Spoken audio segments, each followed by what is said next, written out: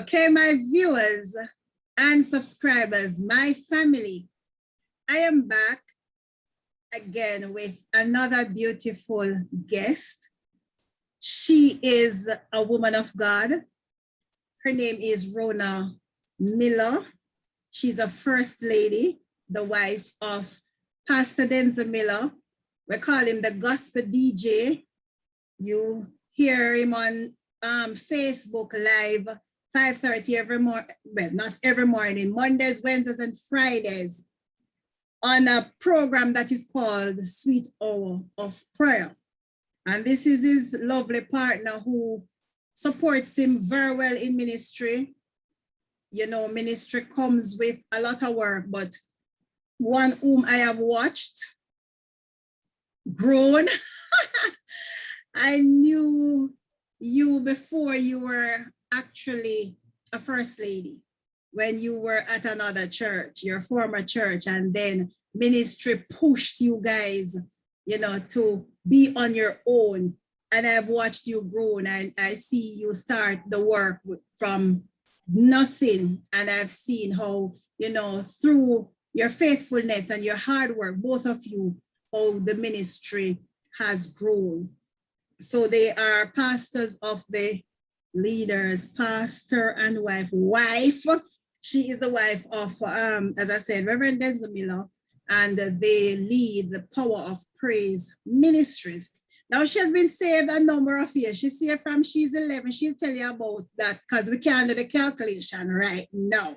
She's a mother of 5 children, unfortunately 2 of which are deceased, and she has Denzel Miller only girl, Janelle, baby girl, the should I say the wash belly? Any more coming, sis? Or that's it? The wash belly.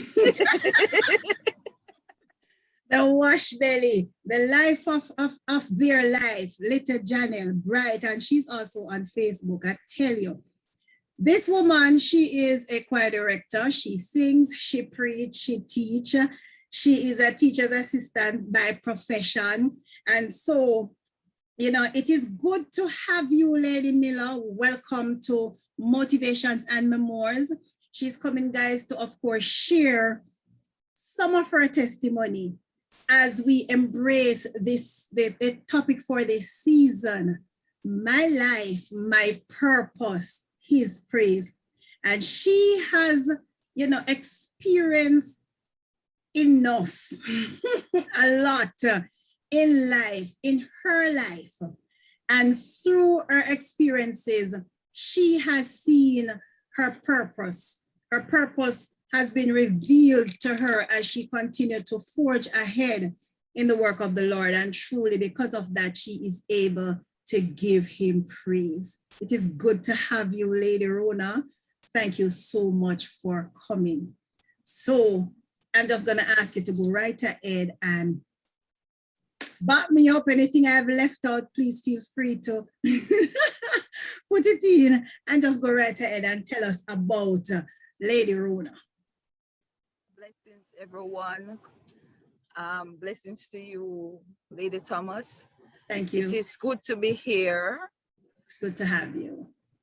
Okay, I'll just share my testimony of getting saved. Okay. When I was about, my mother used to tell the story that when I was about 9 years old, when she always going to church, when she always pray, kneel down and pray, I was always jumping on her back and saying, Mommy, I want to baptize, so I want to become a Christian. And I remember at 11 years old, when I was about 11, I wanted to get baptized, and I actually spent 1 year on the candidate bench because that church, they believe that you have to reach 12 years old to be baptized. You know, the first time churches. Yes. Right. So when I was about 12 years old, I got baptized fully. So I was now fully in the church. It was a struggle. It wasn't easy, especially coming into the teen years. It was a struggle. I can remember many times you hear that the adults and the youths are at war.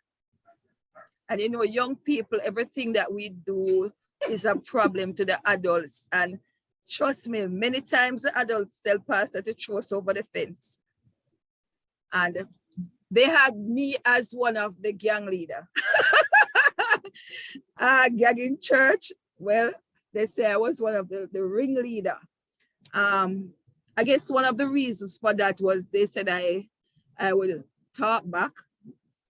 So now that I see young people, trust me, I think God put some young people in my life that I get back the same medicine that I wasn't easy to deal with. Trust me, it was not easy. I can remember many Sundays as church, over and pastor said, amen. Over the mic, pastor said, Sister Rhona, I want to see you. And everybody started laughing and look because everybody knew what was wrong. Sister Rhona's skirt or dress was a little bit too short or it was too tight. Because for me, I used to say, I'm young. I don't want them tall, maxi. But the thing was for me is that before I got saved, I was a shorts person. My mother would dress us in, it's mostly shorts we have. And I never used to go to the road. I used to pay somebody, a child or another child, to go to the shop for me. Because my mother used to say my father spoiled me. If my father going to work, he have to pay me. He would pay me money so that I wouldn't cry. And as soon as my father got, my mother take the money from me because she said I love money too much. So I would look over the wall and I would pay somebody to go to the shop for me. My mother used to say I was wild, but trust me, I wasn't wild. To me, I just didn't want to mix up. I never see the children around me or where I live as something that I wanted to grow up in. And can I share this testimony that during going to church when I was young, I can remember one day I was at home and we used to pick the bush them. You know the bush, I don't remember the name of the bush. We used to pick the bush from the fence and dry it and we'll mash it up in a paper. That time my mother don't know we're doing them and we smoke it, you know. I can remember one day I smoke it, me not go road, you know. So my mother have it that everybody have it say me just shy and wild or so. But behind the scene, I was doing so much things. I smoke it. I remember one day I smoked the paper until it was like I was drunk. Wow. And when I was to go to school, I had to tell a lie. I have to cry. I cry and hold my belly. And I tell my mother that I was feeling pain in my belly. I can't go to school. But it wasn't the belly pain, you know. It was that I didn't want them to know that I was smoking the bush. My father used to work at D&G. And my father used to bring home a lot of rums. And because I'm not going to road, you know, my sister and brother, them are going road, I'm inside. So I'm thinking all sorts of things. I'm just thinking, oh, I'm going to get rich. I used to tell my mother I'm not going to live in the Rata Castle where she are living. And so all in my head was just getting rich. So I sit in my house as a child growing up, you know, when I was all 14, all I was thinking about was money. The only place I went, I go to church, school, and I am home. But because going to church now, that was a shield. They weren't expecting that I was doing those things. I think they were expecting that the other children would do that. But there were so much things that I was doing and still going to church. I remember when my father bring home the rum and I would drink out the rum. But as a child, I was thinking I full back the rum buckle with water and lock it back. So my father would curse everybody else and blame everybody else, say them I drink out the rum, but he would not think that I would be the one that drinking the rum. Until one day I remember my sister set me up, you know, and she threw the rum in something and she put it in the fridge. And everybody always I get the blame, say them I drink out the things them. And I remember that she put it on her when I drink it, you see, when I reach outside and I lick my head in the wall, I turn right back in and fast asleep.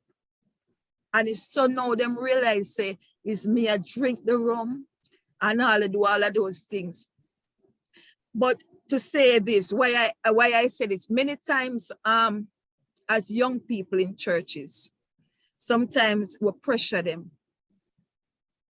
Sometimes as adults, we see them act up and we put on more pressure, but we don't really know what is behind the action. True. How they are acting out. Because to me, I was acting out because of the situation that I was in. You want to come out of that castle? I want to come out of it. My mother lived 6 of us, and sometimes you have to be going to bed earlier to get a good space in the bed. I can remember that sometime when the bed peep you up, you get up and change your clothes and you take a different spot because you don't want nobody know say you peep in the bed and all of that. So a lot of time them get blamed. Trust me, I when I was younger, a lot of blames my siblings get. And it was me. But it was all because of I am the one that is going to church and they are not expecting that I am the one doing all of those things.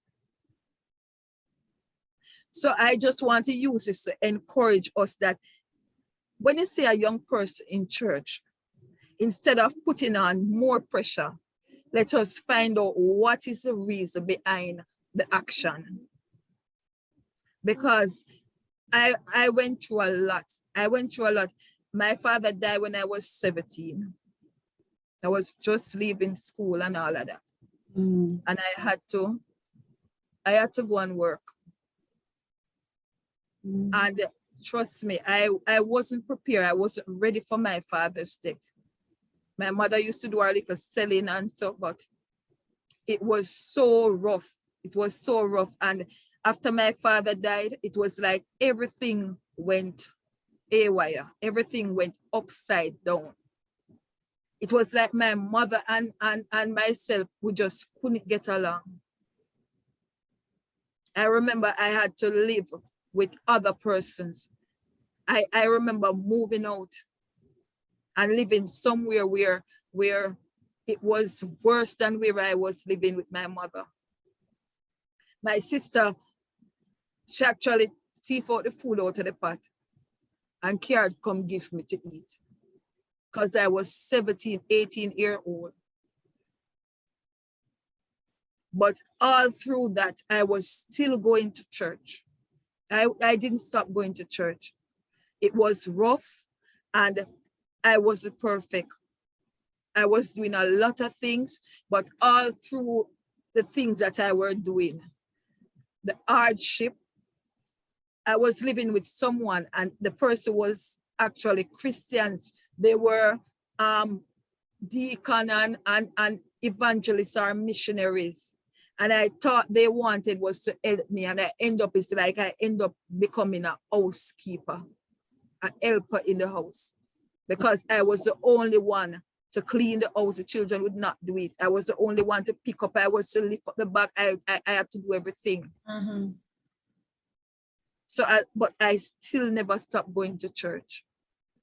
Not that I didn't want to stop going to church, but it was like something I just could not stop going to church. And then, and on top of that, going to church, sometimes I tell you, it wasn't easy. The fight with the adults telling you not to do this and the pressure and all of that. And trust me, we are going through so much. And when you think that going to church would make it better, trust me. I eventually stopped going to church when I was about 22, 23. Oh, I stopped going to church. A lot of persons used to say sex and all of that. But it wasn't that because I wasn't having sex or, and I never even have a boyfriend or anything. I just got bored because most of the young persons were backslidden, and I got bored, and I just eventually break away from church. I was living far from the church. Pastor would come and drive to my gate calling me. I wouldn't. If him see me at the gate and him drive down, me run gone. And it was just like a hide and seek thing. I gave this testimony already about Denzel, my husband. He was a friend of my brothers. They were playing cricket together. Okay. So after cricket, they would come around my house because my brother had a shop, and I used to help him in the shop. The shop was in the yard. So when they would come there now, the thing that is that I used to pay their bills because me see the whole of them, yeah, you see them say brown, like a brown girl in the shop, and anytime you know them I come, me have a little shorts, I always put on that shorts in the shop. So I would just pay them bill because if any money me tell them, I them pay. Them don't have no question because you know how young men are when them say, yes. right. So it was like a general thing until when he started talking to me now, it wasn't for him. He was talking to me on behalf of his cousin. Oh. Because them said the cousin shy, cousin used to play cricket. So he was carrying words, putting in words for his cousin. But eventually him stopped putting the word for him cousin and started putting But of course. And trust me, until this day, that cousin don't talk to me. I don't even talk back to him, but him not talk. And the worst thing is that I end up around the same yard that the cousin live in with him because both of them live in the same yard. And trust me, it wasn't nice. Oh my God. It took with the man Browning. But it was like a play around thing still because when I leave, I always wanted to go back to church. Sometimes I would sit and listen to church and stuff. But my mind, if I'm going around by Denzel house, I would hide. The quickest way to reach is passing church. I'm not passing church. I had to walk the long way around. And I had a uncle, one of his friends. I always walk with my uncle. You know, like my uncle I go around there. My uncle have to follow me, go to the door. And when I want to come out back, I have to call my uncle again or brother because I don't want nobody know say me I go around. So it was like either playing around, hide and seek thing. Until eventually I start telling him I want to go. I'm going back to church. Because even though I was doing all of that, Come on. I just was not comfortable. That was not my life. No. That was not my life. There was always something.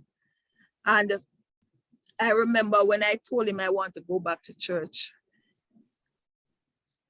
I heard him testify that in his mind, he was planning on getting me pregnant. Oh. Because he didn't want me to go back to church. Because he know if me go back at church, they're going to break off. And I remember one day I was there, sometime after I was there, and I just started feeling sick. And when I went to the doctor there, I found out I was pregnant. Wow. Wasn't really planned or all of that. And eventually, sometime after, we were around by the house, his house, and I was living around there now because I moved out of my house. And one day we were there on the bed and he was singing love song to me. I was there pregnant now and all of that. And actually I fell asleep and he started singing one day at a time. But this man now was a roommate man, you know. I call him roommate. My brother them call him roommate because you wouldn't sit Denzel without a glass or a cup or something or a beer or something like that. Typical of what we see now with these young boys and them special. Right. God. Smoke, but I never see him smoke yet because he would not smoke on the road or so. So eventually, he was singing the song and I fast asleep. He was singing one day at a time until him start crying. And so he waked me up and all of that. And after that, that was how the marriage came in. He was running from God, saying, ready and all of that, and playing him cricket, and him hear the voice when his sister said, God will kill you if you don't come back. Come to me and all of that. So eventually, well, from there, I'm just trying to cut. That was after we start talking about marriage and all of that. So after marriage now, we were going to church. We got baptized over. Because for me, I wasn't comfortable. There was a dispute one at a time at church with persons who backslidden. Pastor was saying that he rather them baptize again. Persons never agree with it, and so, but I felt that way because I went out there, everybody saw me pregnant and all of that, and I thought that it would be better to just to show that I have come back over on Christianity side. So we both got baptized, and I had my first child. But there was a issue now before it was time for me to go into labor. One day we were in the yard playing Ludi, me and my sisters and so, and this guy that we used to go to school with, he and my brother was friends. He ran in the yard. He was running from the police. He lent the guy a gun, and they didn't want to give him back the gun. So when he actually get back the gun, they saw the police coming and they tell the police that he had a gun. So he run into my yard now. We were on the veranda. The thing is that I was the first one to get up and run in the house because one of my sisters dropped in the garden, one sit on the veranda, still one. But the guy run in the house now and run round to the room to me and throw the gun. When he threw the gun, it hit me in my belly and drop on the belly and go back out to the police. By then, the night I start feeling some stiff, like the baby just stiffening up on me, and they had to induce labor and all of that. When the baby was born, the brain was bleeding. They say he wasn't going to live. So they kept him there for 2 weeks, telling me that he was going to die. I keep on going until eventually they gave him to me. One of the nurses said they gave him to me to die on me because he's not dying. Because the thing is that a doctor told me that if doctors could sign against doctors, I could sue Jubilee because she was saying that they thought that it was them squeeze the child's head, causing the bleeding. So the bleeding now caused him not to damage the brain. So it caused him not to be able to walk, talk, do anything at all to help himself. So I had to do everything for him. One day I was home with him and I saw the baby just turn black like coal. When the baby turned black, I called Denzel, and when him come, we went round because I was run by my sister's house. So I turned on all the lights now, put the baby on the bed, sit there watching to see what was going to happen. This time the baby turned black again and stiff now, like I was holding a stone in my hand. Because he was small, he was very small. And at that time he was some months or so now.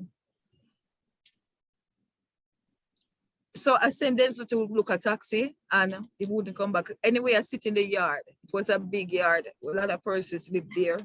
People were walking past until eventually there was nobody in the yard, not realizing what was happening. I just sit there with the baby, hold the baby in my hand like this, black and stiff, like a stone in my hand.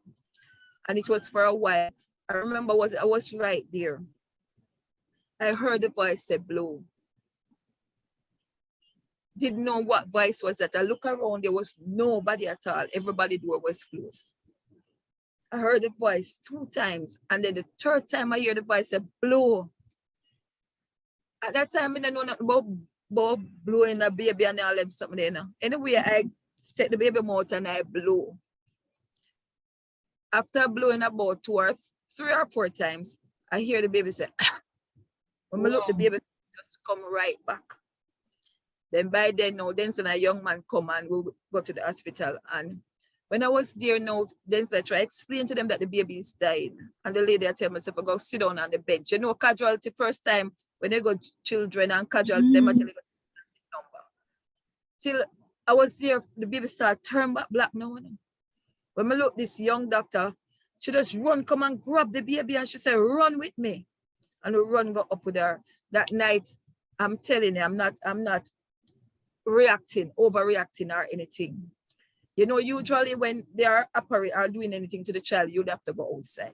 She don't even remember that I was standing there. I was just standing there looking and tears running down my eyes. That's all I could do, freeze.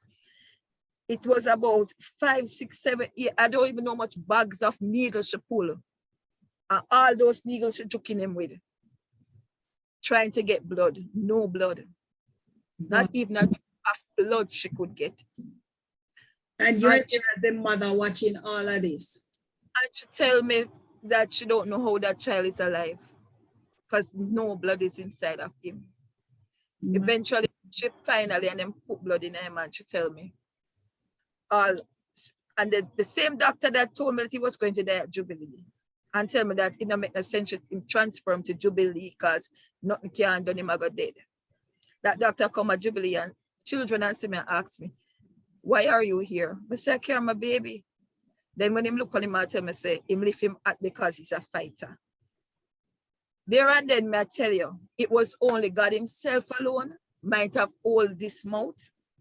That's me not say anything or do anything wrong.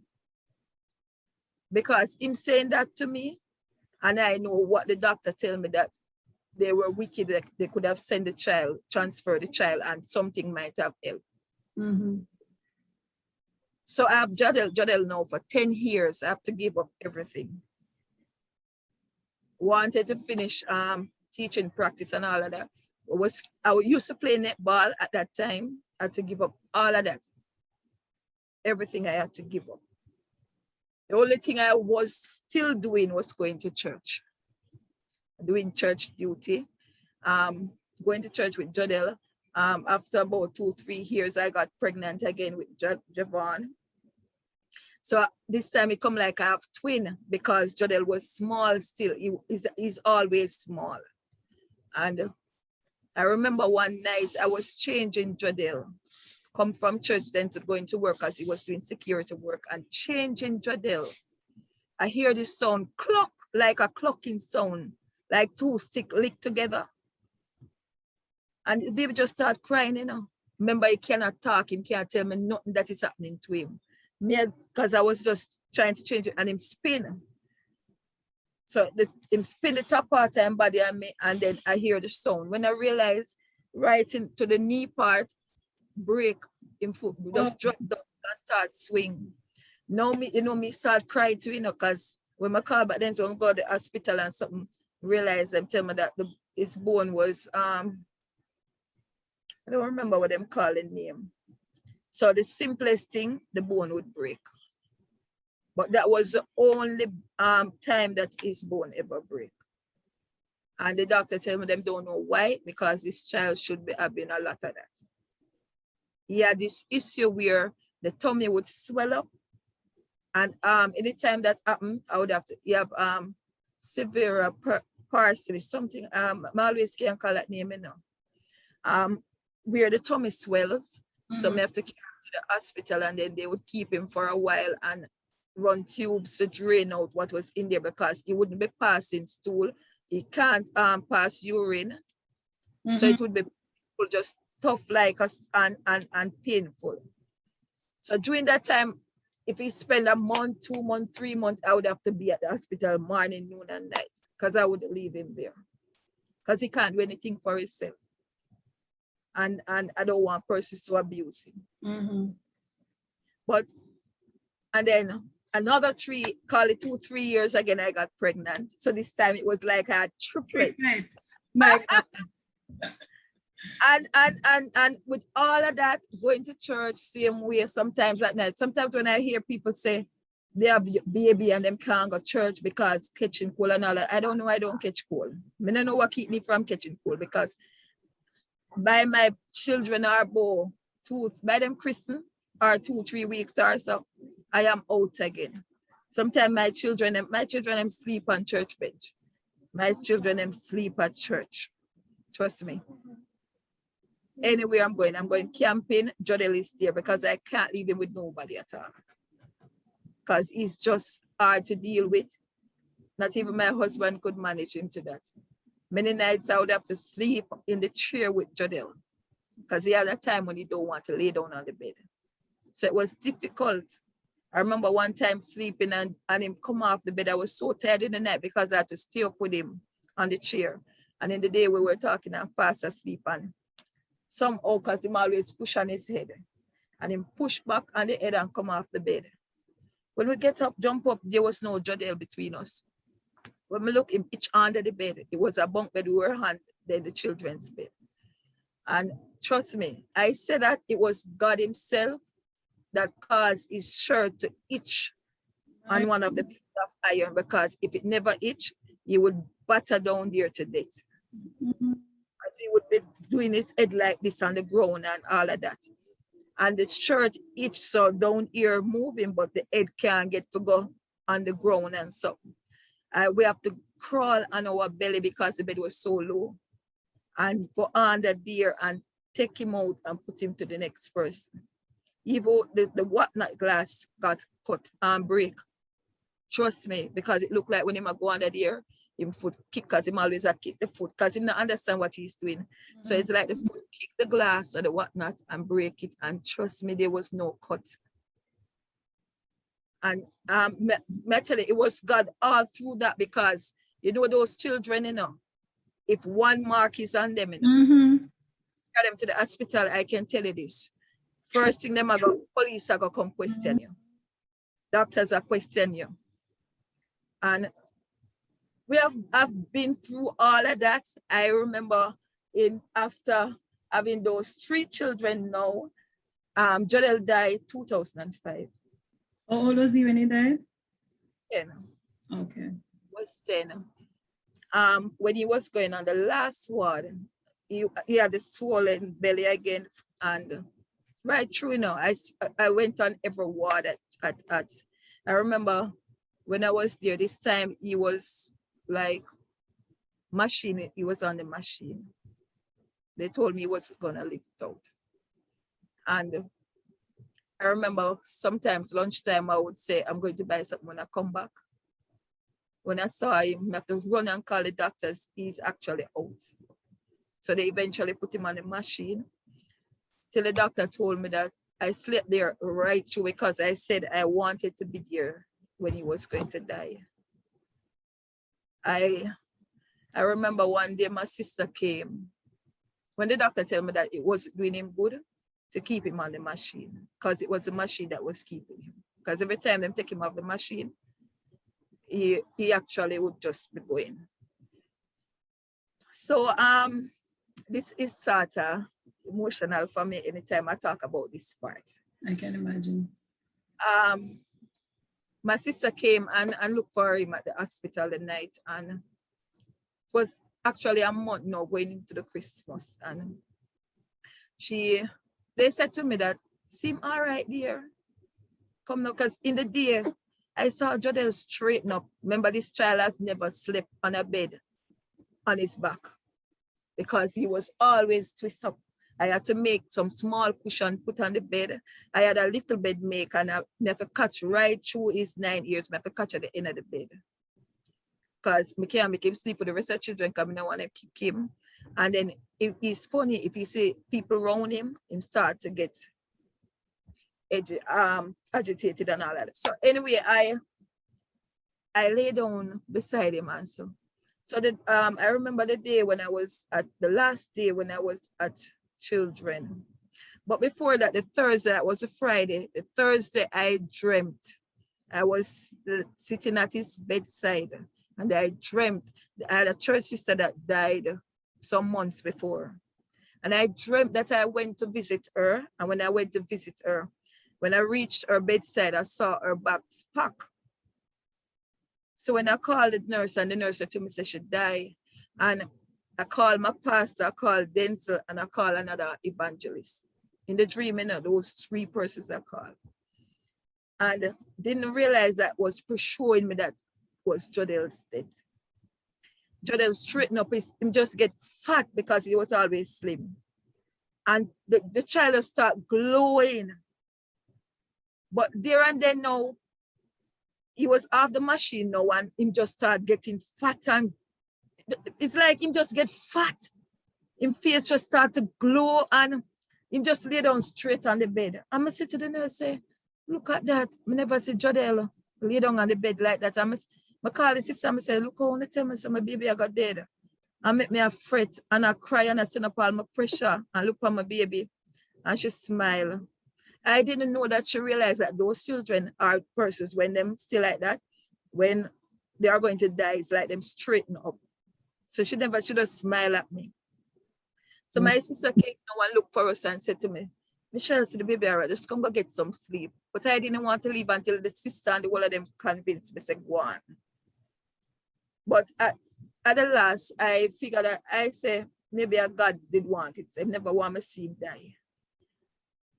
And that was the only time I've ever went home when Jodel was in the hospital. Because I was there, so I want to see him. I wanted to be there. If he's going to die, I want him to die in my hand. I want to comfort him. And the morning when I woke up late to go back to the hospital, then was going to work, wake up late. Then to change, drink the tea and the coffee, throw away on his shirt, I have to change the shirt. I said I was going to buy Pampers because anytime I leave Pampers, them take with the Pampers. It's like them not feel so. Sometimes I leave our clothes and the nurse them take the baby clothes and go put on for other baby and tie up cloth on him. So because of those things now, I don't leave him because maybe them figures say because he's like that, clothes is not good enough for him. Them take with the Pampers and all of that. So I was planning, I don't leave Pampers, but I was planning on buying Pampers. I said I was going to buy Pampers at a shop. Is when I pass a shop, I remember saying I buy the Pampers. I said I was going to buy the Pampers at Crossroad. When I'm in the taxi, I remember saying I buy the Pampers. I have never forgotten Pampers for Jodel in my life yet. Remember me tell you. When I said when I reach children gate, I'm going to buy the Pampers. When I walk on the ward, I remember saying I not buy the Pampers. So I stand up there and I say, I now turn back. But everybody was really staring at me when I was going up, but I not take it now because you know how I'm stay. I know some people always from them know me. Them always I look away. I'm not like, sorry for some and then over the years, trust me, persons pass some bad remarks. Wow. I remember one time sitting in clinic and this lady, and I wonder if she not realized I was sitting there, but trust me, I was the type of person that I would not cry. I'm not going to cry later. Even inside, I might be crying. I would wait until I go home. I'm not going to allow persons to break me like that. And I remember the lady say, him look like a doggy. Would I never keep him? And she talk it loud, And I sat there with my baby same way and so. And I take care of my baby same way. Many times, even the hospital recommend homes. And I tell him that I'm not putting him in a home. But back to, I remember going up the ward, one. I had this friend that always asked him if I go eat little lunch. I said, get hype on him for me here, because I knew him from school days. But everybody looking at me. That time, I didn't realize that the baby died. So when I go up, when we reach there now, I have a fear because of the first I leave him, So I go so and look at the window. But when I see him at the window right where the machine is, right at where the nurse is, hear me to myself, oh, Jodel, all right, man, them take him from the machine, the emergency, look like them put him somewhere else. So when I reach around, that time nobody called me, tell me that Jodel died. Nobody remember to call me and tell me that Jodel died. When I reach around the nurse's quarter, I saw Jodel's bag pack up. Just like in the dream the day before, when I went to look for him, I saw the bags pack up, sealed on the little table. So I go to the nurse and everybody opened them more shocked. I'm say, where's my baby? Where's my baby? I know nobody no answer me. Everybody I run around me and I go on. So look, one time I hear one of the nurses, nobody not tell her. So I say, tell me what, but them no want. So I say, a doctor come out. So I stand up in front of him and I say, where's my baby? And him a look for me, so I steer me down. So I say, my baby dead? Him shake him head. So I'll know him not tell me, say my baby dead. All him just shake him head. And him a hold me, I say, I'm going to go some flash man and I say, I should come back. And I went on the corridor. There and then, I realized who all me I call all know about the dream, because we didn't think about the dream. I called my pastor, I called my husband, and I called the same evangelist lady. It's down in the night now, I realize, say, are the same people in the dream I call them, I say, my God, I show God, like the Spirit of God has show me, I prepare for what, but I don't even not realize. I wanted was to see him, but they didn't let me see him because they were saying that they don't think I'm prepared for that. And they would send me alone. Then they say him not think him could have managed. So I know that was the Christmas holiday, Boxing Day and all of that. And them time they think Boxing Day did fall on a Sunday or something like so, or the Christmas Day. So it's a celebrate for the Monday. So that was a long, I couldn't sleep. I could not sleep. And as the January come in and no, not the January, because we have other days. After Boxing Day. My sister, I said, go, my sister, the body no want to go with me. One of my sisters said, I'm afraid, but may I go with you. When I went in there and I saw him, I could tell, because if you don't control him with the pillows, because that is how I control him, and I put the whole percussion around him, he's going to like batter in the bed. And on the rail and all of that. And when I saw him, I saw that this, all of the things were running off his face and stuff. So when I asked the nurse, I'm saying, when I'm going there, she said when she go the first time, she saw that everything was coming up back from the tummy. It was like he was suffocating. So they would have to use the hose and all of that to suck it out and all of that. And she said the last time when she go again, at the 6 o'clock, that was when they realized that he was. And trust me, for a while I could not sleep. Because it was in my head, I wasn't there to comfort him. I was thinking how much he must have battered in the rail and he was suffering and I wasn't there for him, and and trust me, until this day, anytime I think about that, trust me, it was just off. My next child now in 2007, coming from church, it was church. And one of the time that have me a little, because I was thinking that God, I am coming from church. I was the only one who would clean the church, my church. Because when them have argument to clean church, I decided that I would just do it. I change trip. If I get a trip for my house, it's not going in my house. Church. Vice church, because them time the church we couldn't afford the drip down there and I would do everything my husband would do. I remember days. Can I tell you that I remember a lot of Sundays? I remember this one Sunday, this particular Sunday, my husband preached. And I tell you, say, preach heaven and earth. And when we went home, nothing to eat. When I looked in the fridge, I saw a little pinch of flour in one bag. It don't look like just a little dust in the bag and so. And those days, may I tell you, I'm not throw butter paper. Because I call that a radiating. When they take the butter out of the paper and the little butter leaf and wrap it up in the fridge, My sisters were living near. All of my brothers and sisters weren't living far from me. But I was the only one who was saved. And then my husband was married. He was a deacon or a minister or something like that then. So I now go around in my family, them go tell them have cash pot people and gambling people. Me now go tell them now, say, me now have nothing to eat as a Christian. Me a leadership, me a missionary, my husband I was a minister. So me now go around there call them cash pot because me tell them about God. And how it go look now. Me tell them about my God. And them forget cash pot money. Cash pot. Yeah, look cash pot money for buy food. Oh Lord.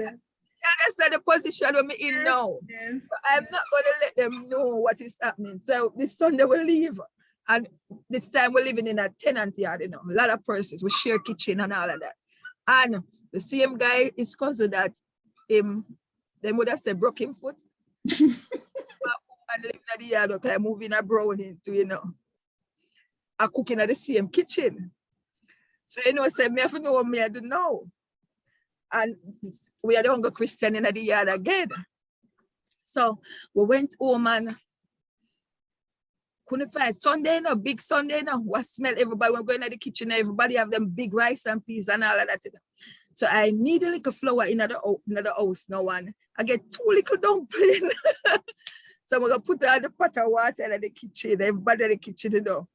And me I watch them for say everybody them come out of the kitchen for show the 2 little dumplings, go carry the 2 little dumplings.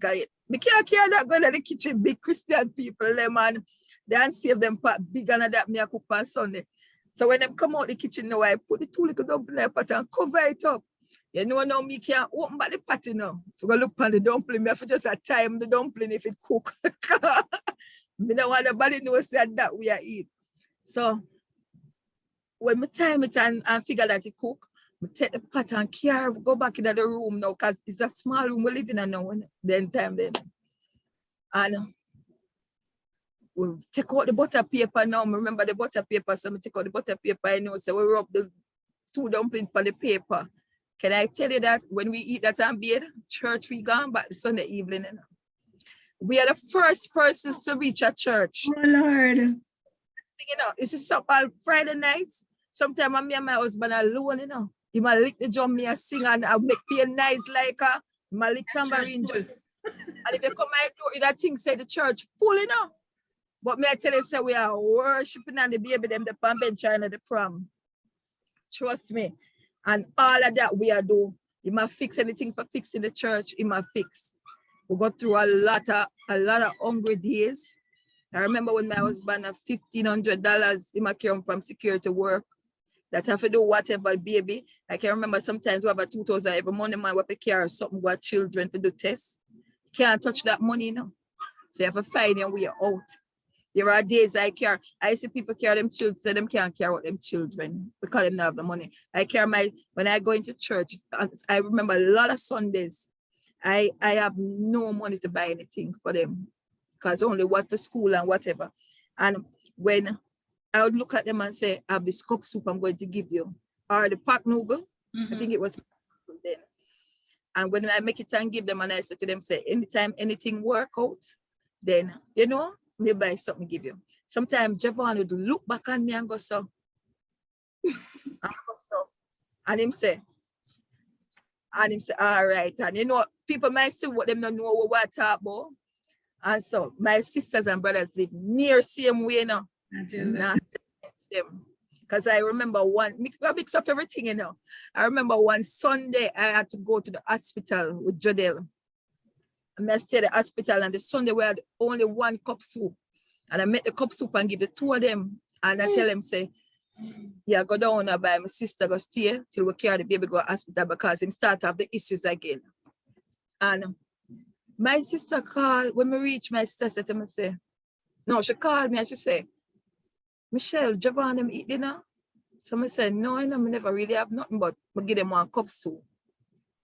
She said, you know, say what cook and I ask the little boy them if them eat dinner, and them tell me say yes.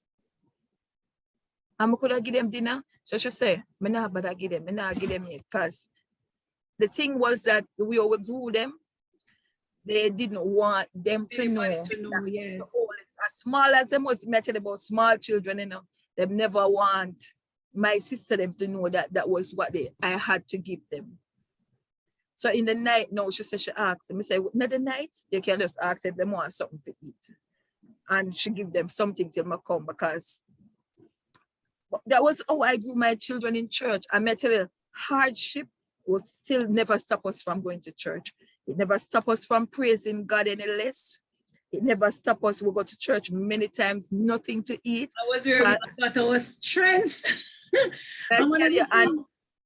All your point, one of the things that as I'm listening to you, you know, and viewers, I want you to understand this. the Bible says that, let me, it comes from the Bible, but we put it in our own context. So when you do good, good follows you. That's how we Jamaicanize it. You and Rev working in church.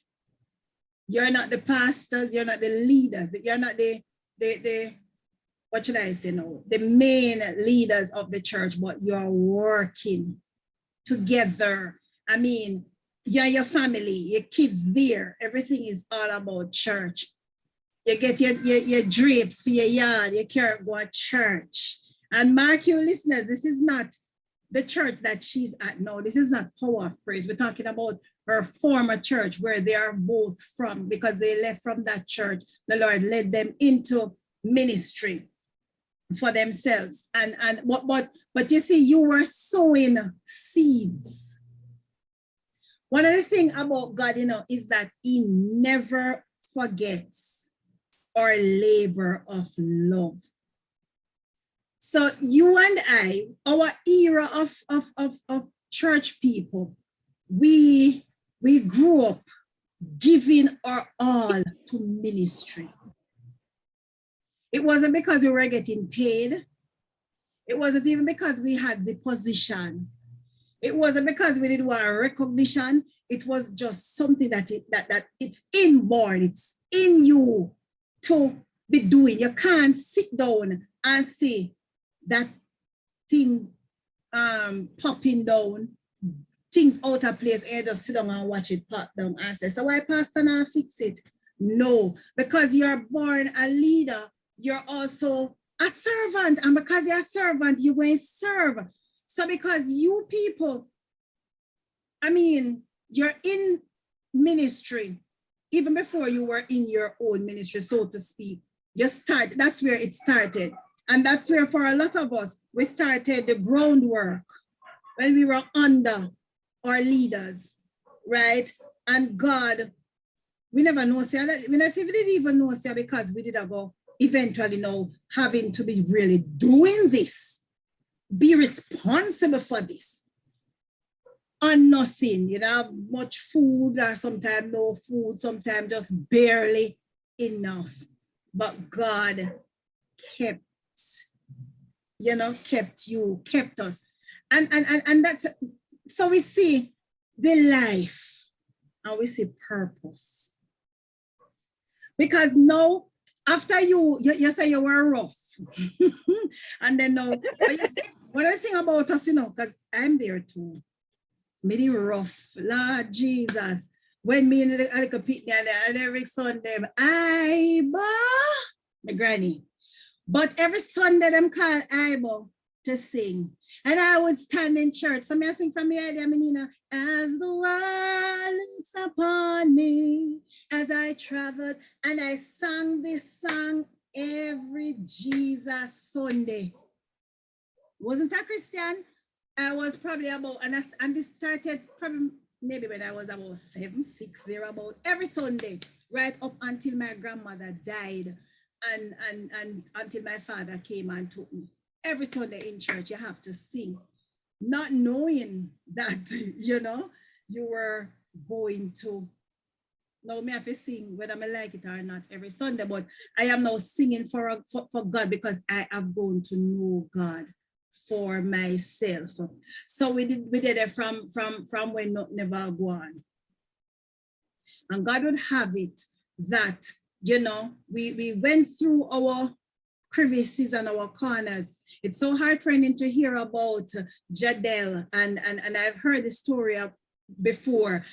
But every time you tell it, Lady Rhona, it comes out, so real. I know it's real, but I mean, it's as if the listener is actually feeling everything, that you're explaining.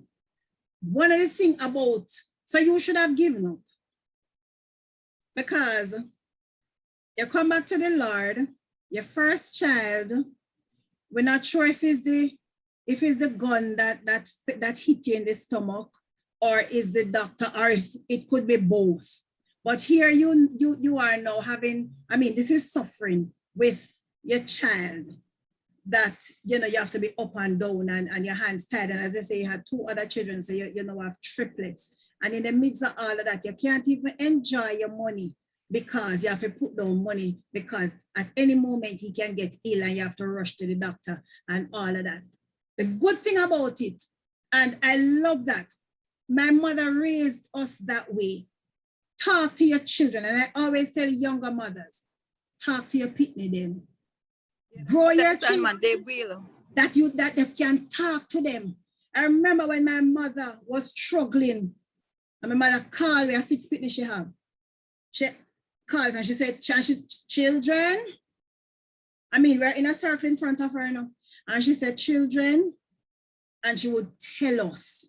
So we know, say, we're going to go through some rough days because no money, no day, right? And those days, saltfish did cheap and we eat saltfish every day, saltfish and dumpling, and it was a pleasure. We never did, because our mother made us understood, just as though you spoke to your children and so they wouldn't even open to your sister, say, boy, a little noodle, we didn't get, you know, and we're not even, because we really want, because I mean, with Jamaican people, you know, want rice and peas and chicken on a Sunday. They would have want it every day, much less on a Sunday. But purpose, like my life, amidst all the struggles, your life, Lady Rhona, amidst all the struggles, your purpose, because working under the leadership of your now deceased former pastor, you worked, you gave, you know, you both gave yourselves, you gave your family, because you put them together, so they were in ministry from, I mean, you put them in a ministry from them in a belly, them in a ministry, right? Once we were in church. And then now, purpose would also have it that, as you say, you did rough, like how me did rough, but we come up now, so we are now able to understand the little face to pity them. And people tell me, you see, you love Rude Pitney. My son's lady said to me, Mrs. T, I hope when your grandchild, it's like how you love Rude Pitney, I hope when your grandchild born and Rude, you're ready for take up. I say, look here, if your man did rude to him, I tell you, he was a rude little boy. So in Pitney going to be rude. Because I was a rude child. And I was rude because of, you see, we have issues, people have issues in church, and that's why I always say to people, when I see people react, not gonna badmouth them, it's a reason why they're reacting like that. Me did I react too because me did have issues.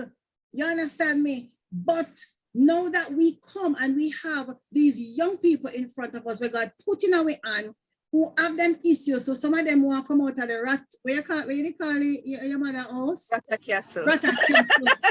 A lot of them are living in a Rata Castle where you have to make appointment if you want a nice spot in the bed. So you have to go earlier than everybody, right? It's a serious thing. And some have to sleep on floor because you can't take the kicker, you can't take the bed wetting because I know you wet the bed, but are you the next person who sleep beside you and you end up wake up, wet up.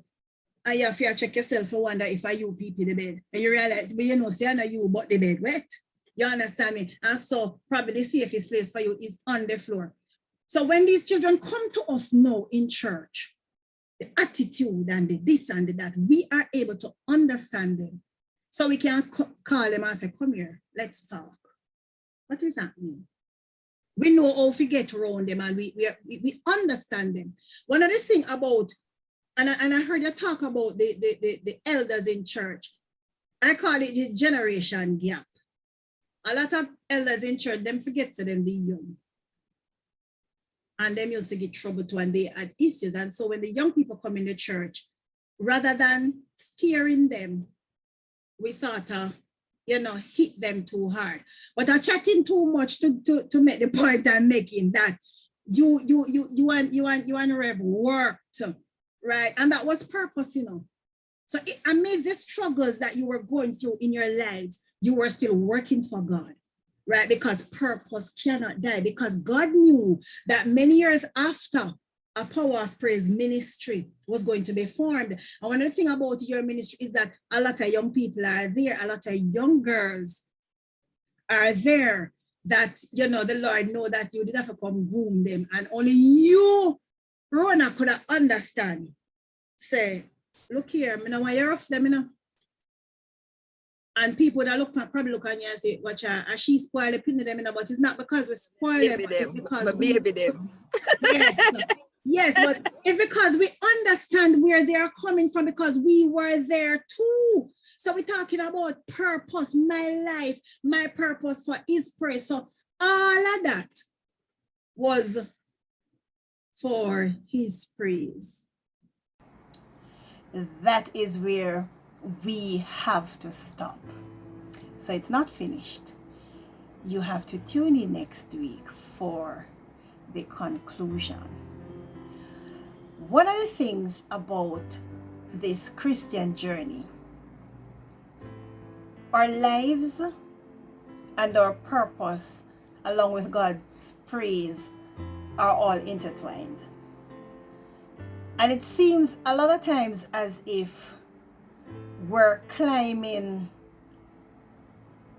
up some mountains that has no top. Or that we're just rolling down a hill and we have no idea when we're going to break. But through it all, we learn to trust Him.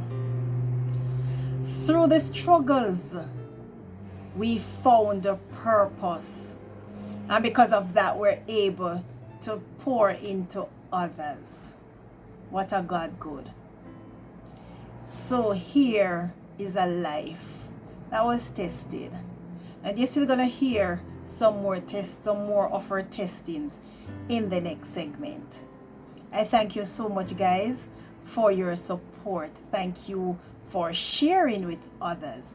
Thank you for your subscriptions, and if you have not yet subscribed, please remember, I need your continued support in viewing the videos and sharing, but I also need the support in your subscriptions.